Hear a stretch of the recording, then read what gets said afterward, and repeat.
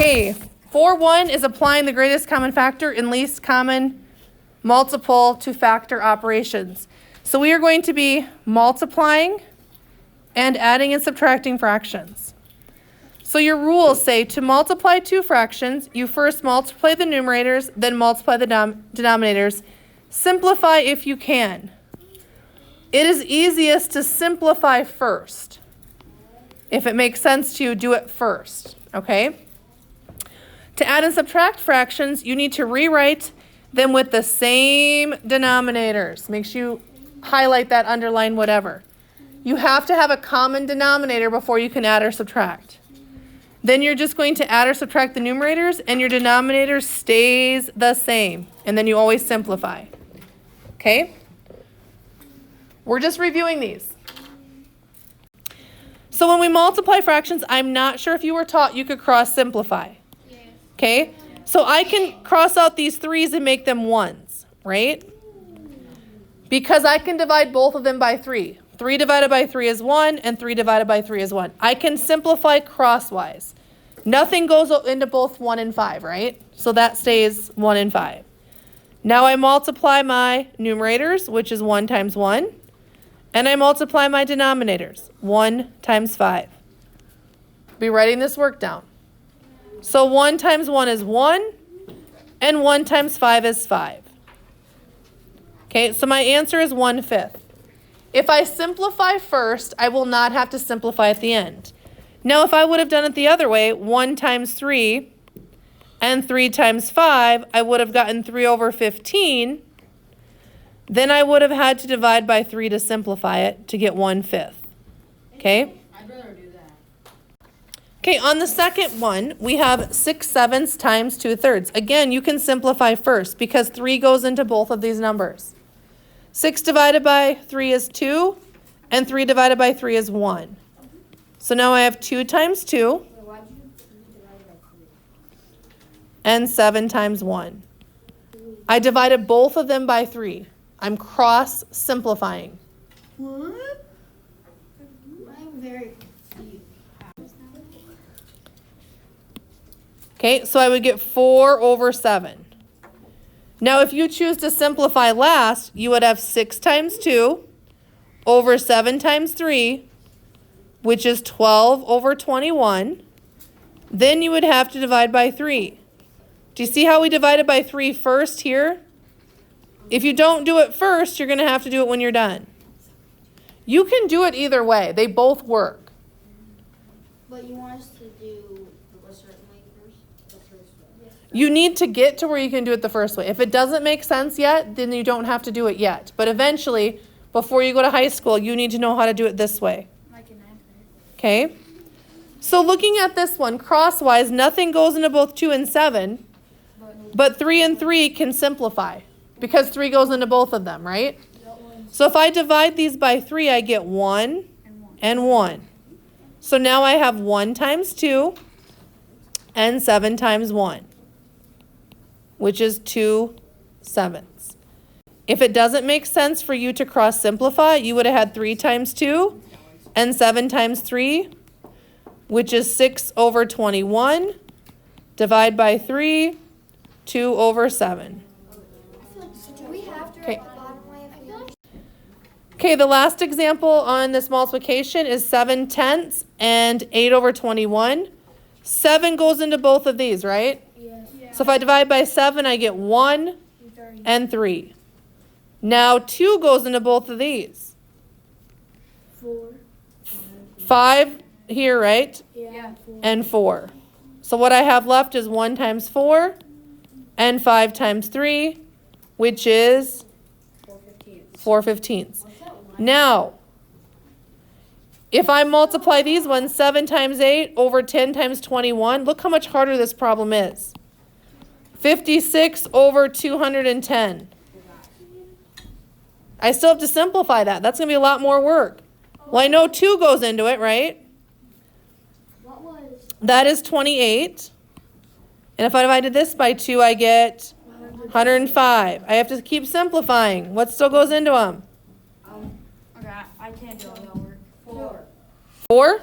No. No, 4 does not. 7, 4, and 15. So you're going to get harder problems the older you get. So if you can cross simplify first, it's a lot easier. Okay, now we're going to be multiplying fractions times a whole number. Yeah, so you can just think of it as having a denominator, right? So really you could think of this as 5/9 times 18 over 1, right? If I cross simplify, what can simplify?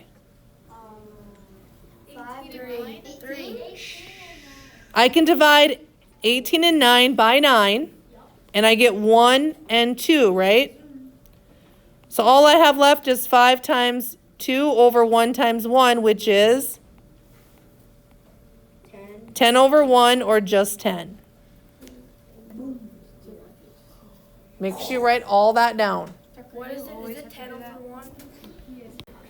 Okay, on the next problem, again, you're going to have 5/8 times 24 over 1.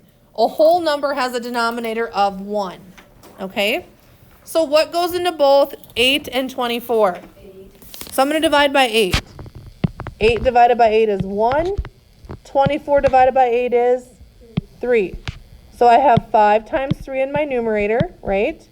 And my denominator is just 1 times 1. And that would be 8 is 16. I have 15 over 1, which is just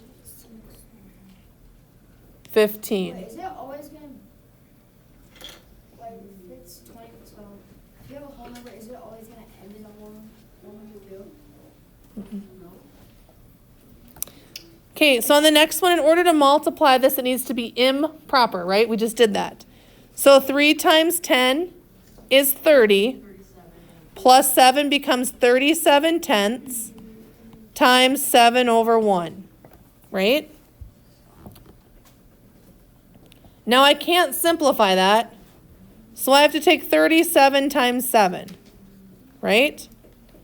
So I'm going to have 37 times 7 and 10 times 1. So this gives me 49, carry my 4. 7 times 3 is 21, plus 4 is 25. So I have 25 tenths. 259 tenths. So the answer is 259 tenths. But we got to make it back into a mixed number. So how many times does 10 go into 259? 25. So I get 25 whole, right? Which is 250. How many are left? 9 tenths. So the answer is 25 and 9 tenths. Okay, on the next problem, we need to make this improper. So 2 times 10, right? 2 times 10 plus 3 gives me what? 23 tenths times 10 over 1. Can I cross simplify? Yes, 10 divided by 10. Which becomes ones. So now I have 23 times 1 over 1 times 1, right? So 23 over 1, or just, what's 23 divided by 1? 23. Okay, are you remembering how to do these? A little bit. I'm still writing. Okay, that's multiplying fractions and multiplying fractions with whole numbers. This one. Now we're going to review adding and subtracting. We're going to do 2 of each type of problem. Okay? So, if you remember up in our rules, we have to have the same denominator, right? So if I look at the first one, I have 14 and 6. What is our common denominator of 14 and 6? What? 2. 28. 48? Wait, no, it doesn't. Okay, we're not guessing. We need to find the least common multiple. Okay? What goes into both 14 and 6? 2 goes in there 7 times and 3 times, right? So 2 times 7 times 3, or I could take 6 times 7, which is 42. 42. That's my least common denominator. So I'm going to rename 5/14 into something over 42, right? How did I get from 14 to 42? Times it by. Times it by 5. 5. You found the little code, 42. By 20. 20. By 21. How do I get from 14 15 over 42. to 42? Times by 3. We have to multiply it by 3, you guys. 14 times 3 is 42. 5 times 3 is 15. So I renamed this fraction. 5/14 is the same thing as 15 over 42. Okay, now I need to rename 1/6 over 42, right? So how do I get from 6 to 42? Multiply 7. So I have to multiply it by 7. 1 times 7 is 7. 7. So I have 7 over 42. Now I add my numerators. 15 plus 7, and my denominator stays the same. So what is 15? 22. So I have 22, right? 1, 4. Over 42. Can I simplify that? Yes. What goes into both of them? 2. 2. What's 22 divided by 2? 11. And what's 42 divided by 2? 21. Does anything go into both those numbers? No. Nope, so that's our simplified form. 11 over 21. A lot of stuff we have to write down just for one answer. You remember that, so we had to do it, it took like how many minutes? Okay, They did take 10 minutes. now we need to find the common denominator of 12 and 20. Whoops. 12 and 20. So what goes in both 12 and 20? 2. Our common denominator is 6. Yeah, 4. 60. 4. What else? And what still goes into them? 2.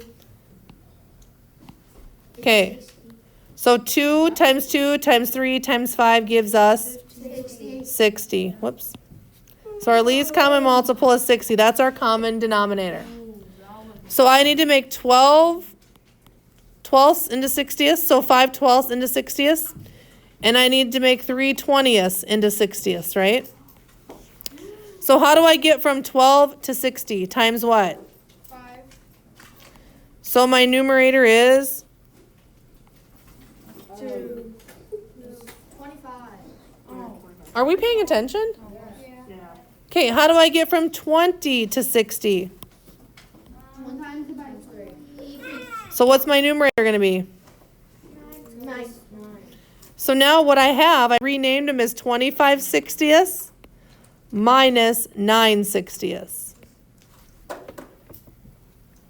So what's 25 minus 9? 25 minus 9. Oh, it's minus.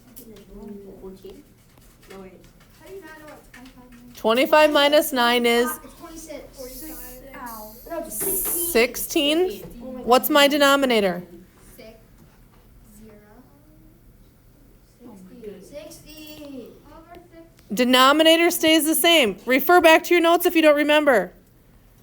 Denominator stays the same. Now the last step is to simplify. What goes into both 16 and 60? 2. It's 6. 8 and 30. What else goes into it? 4. 4 does not anymore. 5. Wait, no. 2 goes into both of them. 8 divided by 2 is what? 4. And 30 divided by 2 is? So 4/15. Okay, now we're going to get to the hard ones. We have to carry and borrow. Well, not quite yet. We have to borrow in one, I think. Okay, so on this one, our common denominator, we have 3 and 15. Does anything go into both 3 and 15? No. So I just multiply them. My least common multiple is? Hey, where do you find So I rename my 2/3 as 15ths, right? And my 1/5 as 15ths. How do I get from 3 to 15? Times what? 3. I'm going to give myself some more room. more room? More room matters. So we have to multiply both of them times 5, right? Yep. 2 times 5 is 10. So I renamed 2/3 as 10/15. What did I really multiply by? 5. No. 5 over 5, which is Oh. 1. I can multiply anything by 1 and get the same number. So if I multiply the numerator by a number, I have to multiply the denominator by the same number to keep it equal. Okay? So how do I get from 5 to 15? What do I have to multiply by? And it has to be 3 over 3 because that is equal to 1. Okay? So 1 times 3 is? So I'm going to rename it as? So I have 10/15 plus 6 and 3/15. So what is 10 plus 13? Or excuse me, 10 plus 3 30. plus 3. 13. 19. 10 plus 3 15. is 13/15. What do I still need to bring down? I still have 6 whole. 0 plus 6 is 6. So I have 6 and 13/15. Oh my gosh. My brain hurts. My brain's That's pounding only on the what I wall. understand. Okay, on this one, we're going to need to borrow in order to subtract these, I think. No, we don't. Gosh, you guys have easy ones. No borrowing. Yeah. Okay, so common denominators. 42. Because nothing goes into both 6 and 7, so our least common multiple is 42. So I'm going to rename them. 1/6, if I go to 42, how am I going to get there? 7 times 7. Times 7, so I have 7 over 42. And how do I get 1/7 to 40 seconds? Times what? Times 6. So really, I have 3 whole, right? And 7 over 42 minus 6 over 42.